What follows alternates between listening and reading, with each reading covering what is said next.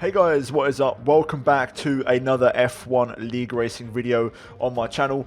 Today we are here for the Belgian Grand Prix at Spa, one of my favourite tracks on the entire calendar.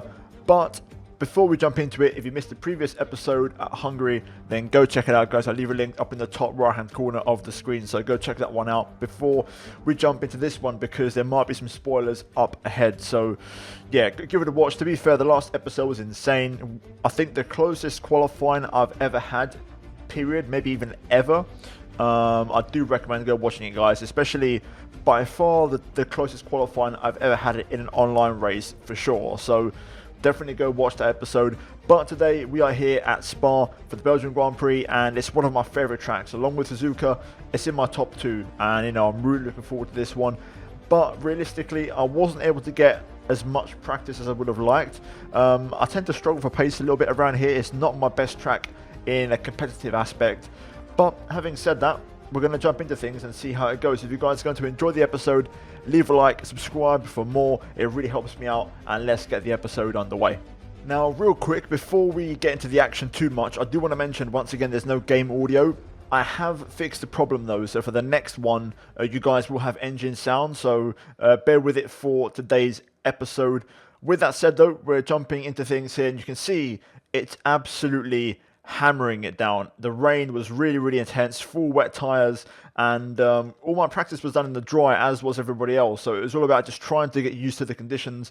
I made a few adjustments to the setup, and they worked really well. So straight away you'll see here, running up to the line, we go quickest of all, and setting the early benchmark in these conditions. And to be fair, in the wet, you approach it differently to the dry when it comes to qualifying, because it's not about one lap. It's about, stringing together multiple laps, building that confidence and that momentum, and that's going to give you the really good lap time. So you can see right now in the top right-hand corner, we're nearly 8/10 up here on my second lap, and we've just kept on going, circulating, trying to find lap time, and this has been a much better one. Currently P2, Strippy is fastest, and we're going to smash that out the park because we are on an absolute fly here as we go through the bus stop chicane and run up to the line. 54.2 and a really strong lap, or 54.3, I can't quite tell there on a little preview screen, but still a very strong lap as we reclaim P1. And I went for another lap, and to be fair, I was another 2/10 up here on this lap. I was doing really well, but heading through turn 9, I just cut the corner a little bit there.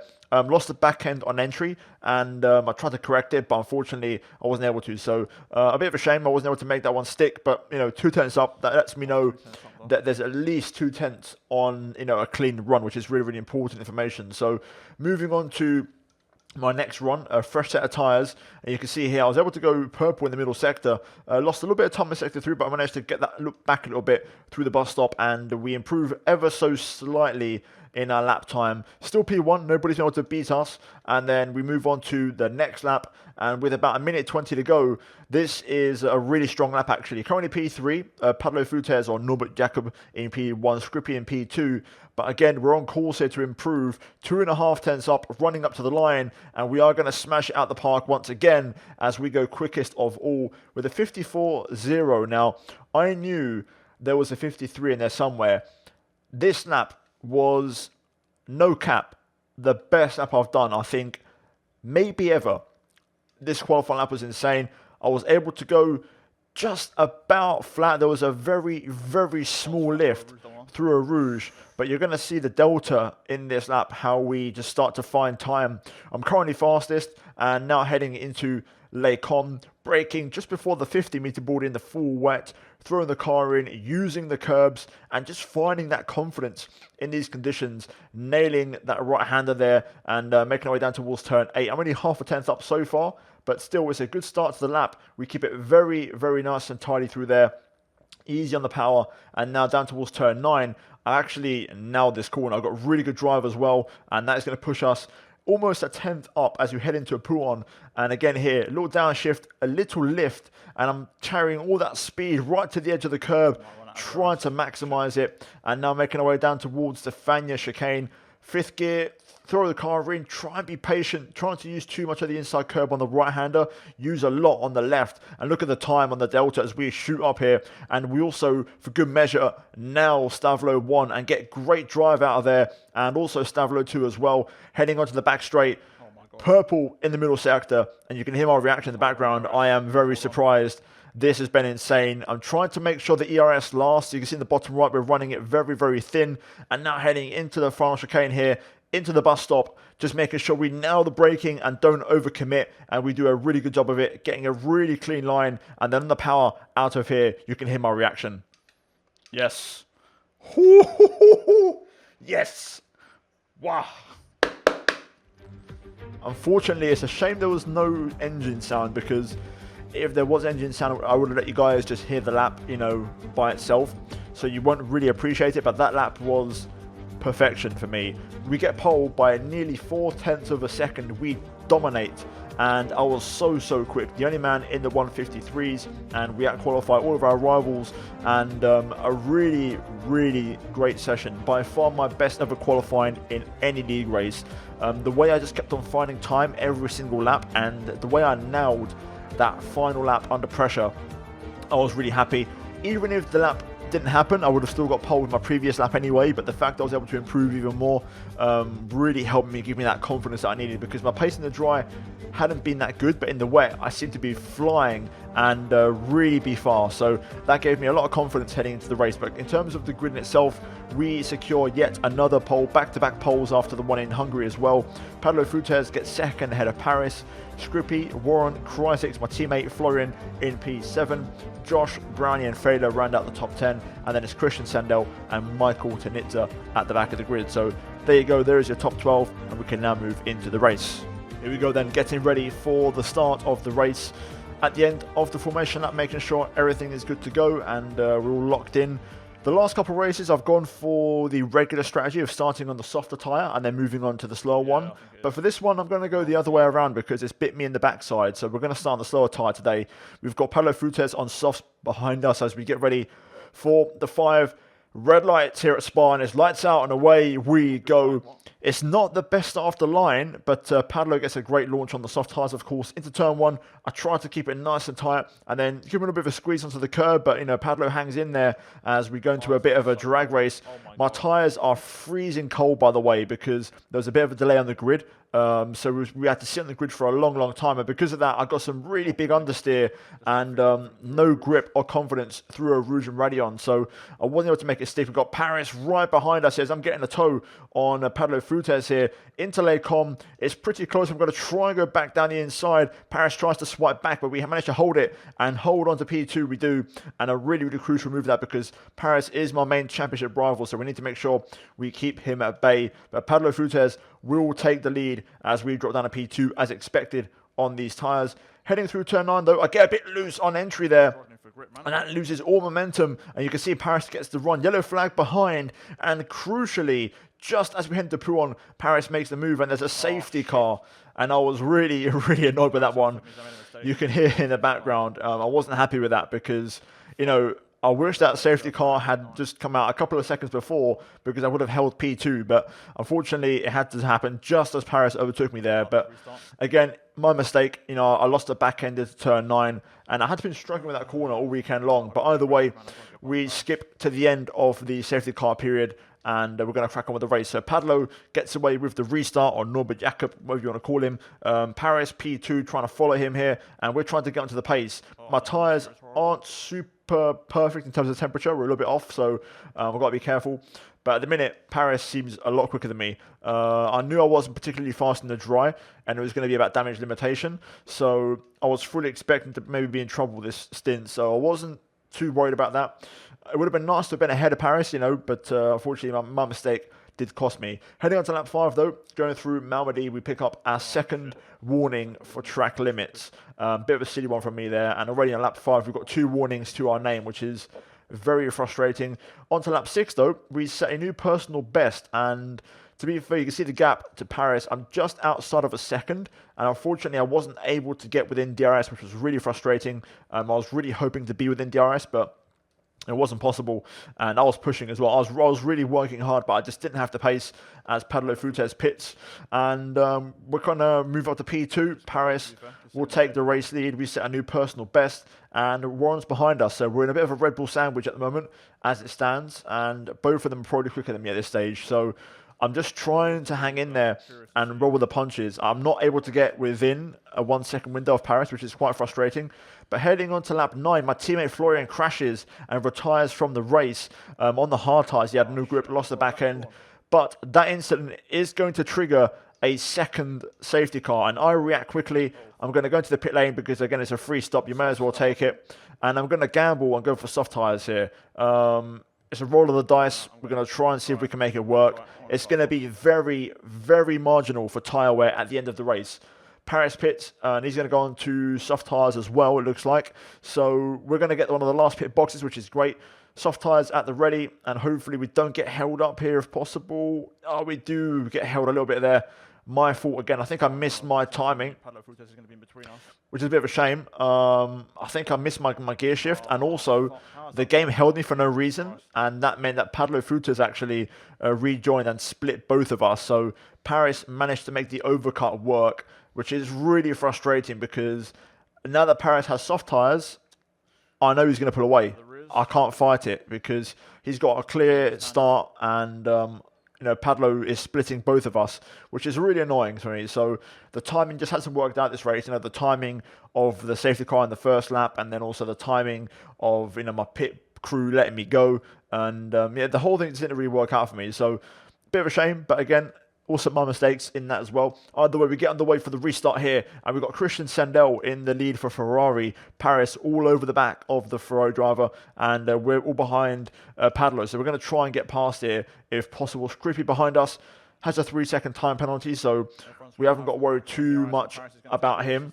So at this stage, I was trying to not fall into the trap, so I didn't want to use too much ERS. Paris, you can see, gets past Christian Sandell straight away, and Padlo Futas is getting a run as well, but I'm not using ERS. I want to try and save it because I'd rather use it in other opportunities.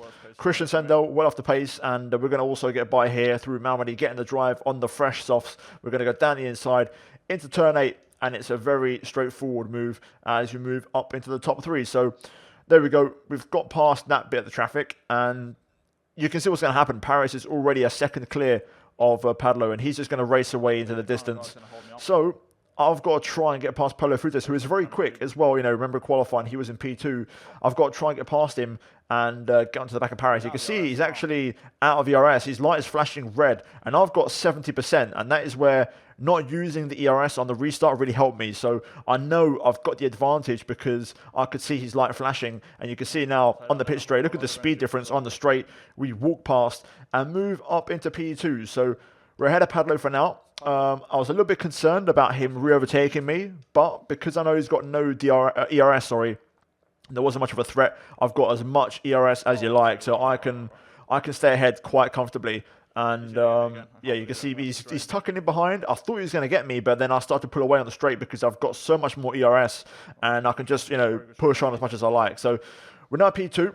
Paris has pulled out a 2-second gap on that restart. Now, onto lap 14, I set a new personal best, and I started to get to work. We got the gap down to 1.8, and DRS is now enabled. So the target is to try and get within a second. That's what I'd love to do.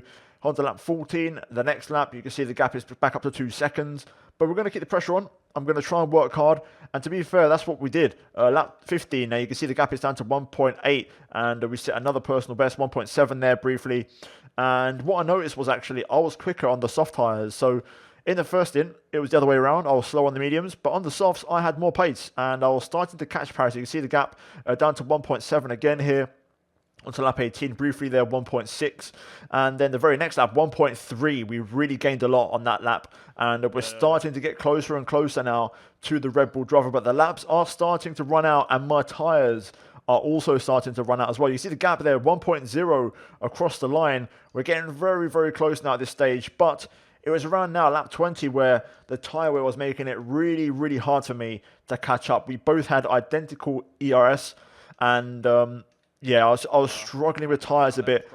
You can hear me say I'm getting bad traction out of there, and I was just struggling to make that last bit of the gap. You can see the tyre wear about 70%, or 75%, I think, somewhere around that region. So we're going to be very, very marginal, and I was hoping to have DRS on this lap, but we wasn't able to get it. So yeah, a bit frustrating, and a bit of a shame really, because I really thought we could have done it, but I think we just lost too much on that safety car restart and got stuck in traffic too long, and Paris timed his restart perfectly. And then right here, I get my final warning. I did the whole race from lap 5 all the way until here without a warning, and I thought it was very close, so we're going to watch that back on a replay, because I genuinely didn't think I did, and it was so close. You can see my front right just narrowly goes over the line, and I'm talking like narrowly goes over, and it was so frustrating because that mistake really kind of knocked my confidence a little bit. You can see through here now I make a big mistake. Tyres really struggling at this stage as we're pushing 80% tyre wear. And yeah, at this point, lap 22, I'm giving it everything. It's the last lap of the race. You can see the gap starts to really come down because Paris is struggling on his tyres as well. I think he's trying to save to make sure he gets to the end. We're both in the danger zone. Tyre wear is 80% plus. You can see in the bottom right, the little red indicator. So we are within puncture territory, and that's what I was kind of banking on, to be honest. I was hoping he'd get a puncture. Pablo Fuentes behind us come back into play. You can see he's just a couple tenths behind, and he's back in the mix because he's much quicker on those mediums now. But yeah, at this stage, it was about survival, really. I knew I wasn't going to get Paris. He was too quick. I was hoping he'd make a mistake. He was running on 2 warnings as well, and I was hoping to force him into a mistake to get a penalty, but even then, I wasn't able to get past on track. And even with the pressure, he holds on. So fair play. Paris will win the race, and we're going to finish P3 due to the penalties. So we give up 10 points in the championship battle. So yeah, a really frustrating race. And as I mentioned just right there, that race was really frustrating. I thought I was going backwards. You know, right from the very start, there was a bit of a delay with the race start after the formation lap, and my tyres were freezing. They were for everybody else as well, but I was on pole, so I was there the longest, and I had no grip, so that gave me my first warning through a rouge, which was really annoying. And then also the mistake which let Paris go past, and the safety car was just a couple seconds after. You know, little things just didn't go my way. But having said that, altogether, I didn't quite have the pace in the race. I was hoping for a wet one because just like qualifying, I would have been a lot more confident with my pace. But either way, at the end of it, Paris wins, Padlo second, we get third ahead of Josh, Kryzik, Skrippy, Failer, Brownie, Christian Sandell, and Michael Tanitza. And then Warren finishes P11 with my teammate Florian DNFing from the race. And in the end, Christian Sandell actually picked up the fastest lap, which is great because at one stage Paris had it. So it's really good that he didn't get the extra point, which is important for the championship. And speaking of the championship, we're now going to look at the drivers because that's obviously where it's at. And the gap is now down to 9 points. Having said that, though, there's a big gap to Brownie. So it's definitely me versus Paris at this point, and we're going to see how that goes in the next race at Monza. One thing's for certain, though, I'm going to try and be better, more consistent, and make less mistakes. That's 2 races in a row. I've got a 3-second time penalty for track limits, and both of them are really close. I'm going to make sure I try and iron out that side of my game. Monza, the next race, is very difficult for that. You know, there's a lot of corners where you can extend, so you've got to be really careful. Either way, though, we lead the way, 149 points. I've been leading pretty much the whole season, and I've got the most podiums, so I've been the most consistent driver, and that's why I'm up there. I've only had 1 win, though, so I'm hoping to make it a few more in the next few races. We've got Brownie, Andonator, and Failer behind them. Kryzik, Padlo Flutes, Josh, and Kimiz, and my teammate Florian in P14. And then finally, we're going to look at the constructor standings, and we are in second place still. Red Bull extend their lead to 13 points, and then there's a bit of a gap to McLaren. So, again, it's a 2-way fight in this championship as well. But yeah, that's going to be it, guys, for today's video and for today's league race at Belgium. We're now on a 2-week break week, so there's not going to be any more AOR content for a while. But I've got something up my sleeve, and I can confirm this weekend and also next weekend live on my Twitch and then highlights on this very YouTube channel, I will be doing once again for the first time in about a month or so.